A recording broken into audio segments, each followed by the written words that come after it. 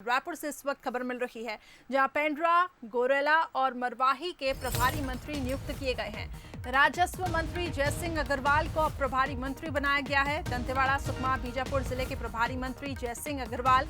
Marwahi seat पर आपको बता दें उपचुनाव होना है, ऐसे में दोनों ही दल अपनी तैयारियों में जुट गए हैं।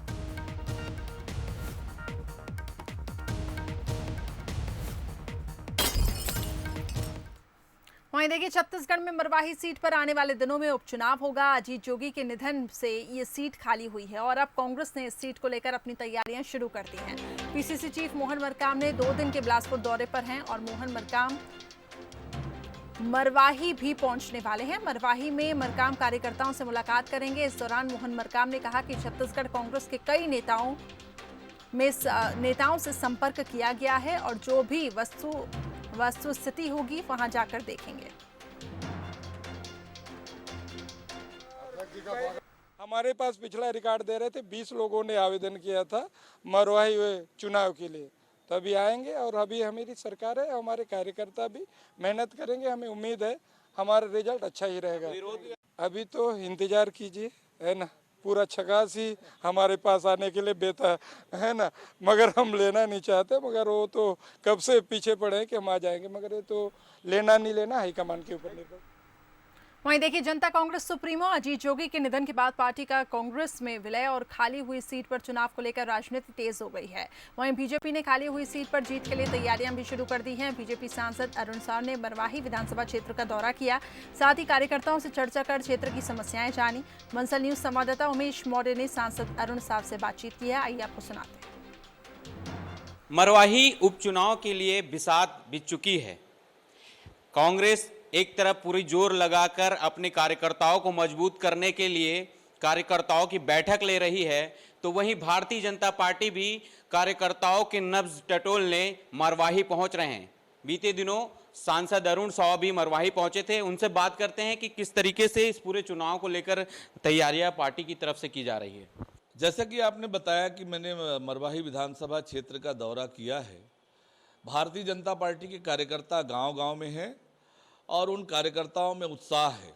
आज बदली हुई परिस्थितियों में भारतीय जनता पार्टी का कार्यकर्ता कमर कस तैयार है और इस चुनाव में भारतीय जनता पार्टी की जीत निश्चित होगी। एक तो छत्तीसगढ़ में किसी क्षेत्रीय दल का कोई भविष्य नहीं है, जनता इस बात को समझ रही है। आज बदली हुई परिस्थितियों में भारतीय जनता पार्टी के लिए सुनहरा अवसर है। रही बात मुद्दों की, तो राज्य सरकार पूरी तरह से फेल है। राज्य की कांग्रेस सरकार ने अपने घोषणा पत्र का एक भी वादा पूरा नहीं किया और इसके कारण से जनता में आक्रोश है। और भारतीय जनता पार्टी के पिछले 15 साल के कार्यकाल में राज्य का सर्वांगीण विकास हुआ है, उसको जनता याद कर रही है और इसलिए कांग्रेस को सबक सिखाने के लिए जनता तैयार बैठी है। और निश्चित रूप से आने वाले विधानसभा उपचुनाव में मरवाही में भारतीय जनता पार्टी की जीत होगी। हमारे साथ भारतीय जनता पार्टी के सांसद अरुण साव जी, जिन्होंने स्पष्ट रूप से कहा है कि मरवाही में जीत भारतीय जनता पार्टी की होगी। वहीं कांग्रेस भी दमखम लगा रही है। अगर हम बात करें अजीत जोगी की पार्टी की, जोगी कांग्रेस की, तो जोगी कांग्रेस भी इस सीट को पाने हर संभव प्रयास करेगी। ऐसे में देखना होगा कि ये उपचुनाव किसकी झोली पे जाता है। कैमरामैन प्रकाश राव के साथ उमेश मौर्य, बंसल न्यूज, बिलासपुर। वहीं देखिए, महासमुंद में कलेक्टर कार्तिकेय गोयल औचक निरीक्षण पर पहुंचे। कलेक्टर के औचक निरीक्षण से प्रशासनिक अमले में हड़कंप मच गया है। कलेक्टर ने तहसील कार्यालय और परिसर में अधिकारियों से चर्चा की, विकास कार्यों का जायजा लिया और इस दौरान जिला पंचायत अधिकारी, अपर कलेक्टर सहित कई प्रशासनिक अधिकारी मौजूद रहे।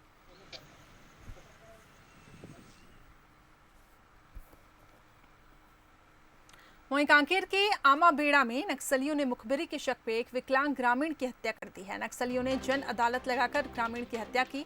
हत्या के बाद से ग्रामीणों में दहशत का माहौल बना हुआ है। नक्सलियों ने जन अदालत लगाकर पहले ग्रामीण की लाठी डंडों से मारपीट की, उसके बाद फांसी पर लटकाकर उसकी हत्या कर दी।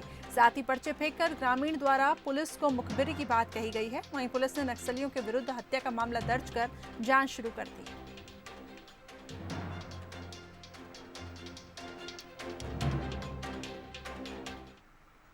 वहीं राजधानी रायपुर की बात करें तो कोरोना संक्रमण तेजी से पांव पसारता जा रहा है। पुरानी बस्ती थाना प्रभारी के पिता और सास ससुर कोरोना पॉजिटिव पाए गए हैं। प्रशासन ने एहतियात के तौर पर वो इलाका सील कर दिया है। वहीं इलाके को कंटेनमेंट जोन घोषित किया गया है।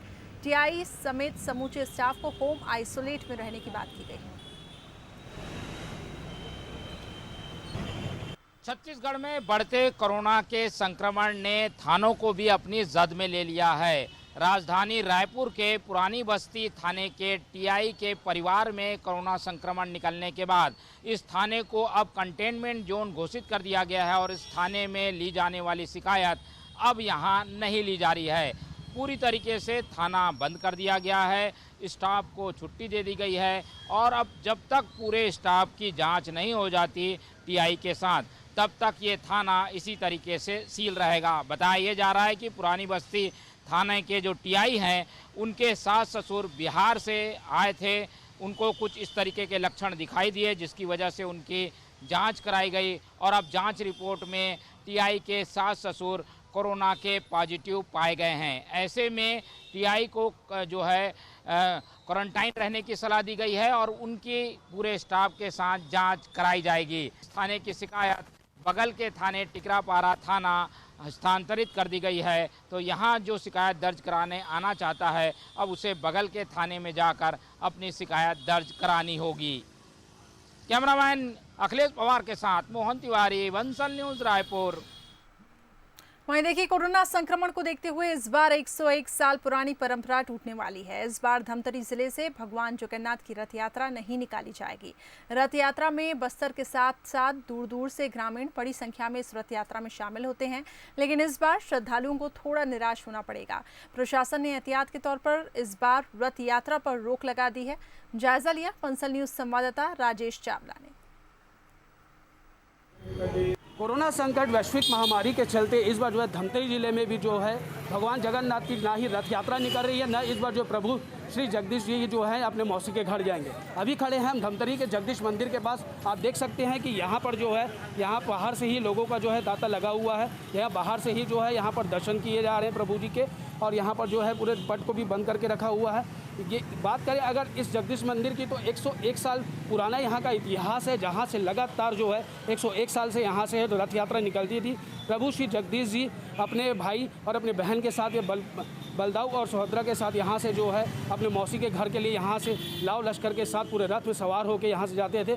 जहाँ पर बताया जाता है कि धमतरी जिले सहित बस्तर और अन्य जिले के लोग भी बड़ी तादाद में यहाँ पर जो एकत्रित होकर प्रभु श्री के रथ के साथ यहाँ से जो है निकलते थे और उनके जयकारों के साथ जो है उनका रथ यात्रा यहाँ से निकलती थी। लेकिन इस वर्ष कोरोना वायरस महामारी के चलते जो है इस बार जो है यहाँ से ना ही रथ यात्रा निकाली जा रही है, ना ही यहाँ पर से जो है प्रभु जो है अपने मौसी के घर जाएंगे। तो देखा जा रहा है कि कोरोना वायरस के संक्रमण के चलते जो ये पूरे एहतियात बरते गए हैं। जिला प्रशासन ने इस बार जो रथ यात्रा को जो है उसको स्थगित कर दिया है और यहाँ पर से जो है प्रभु इस बार जो है अपने मौसी के घर नहीं जाएंगे। लगातार देख सकते हैं कि जो लोग हैं यहीं से बाहर से ही दर्शन कर रहे हैं, प्रभु के पास अपनी आस्था जो है उसको प्रकट कर रहे हैं और यहीं से दर्शन करके जो है अपनी मनोकामना को सिद्ध करते हुए प्रभु के सामने अपनी जो चरण वंदना करते हुए, आशीष झुकाते हुए उनसे दर्शन पा रहे हैं और अपनी मनोकामना को वहाँ पर पूरी कर रहे हैं। तो लगातार देखा जा रहा है कि कोरोना वायरस के जो साइड इफेक्ट हैं वो बहुत सारे हैं। इसका जो असर है वो प्रभु की आस्था पे भी पड़ रहा है लोगों के ऊपर।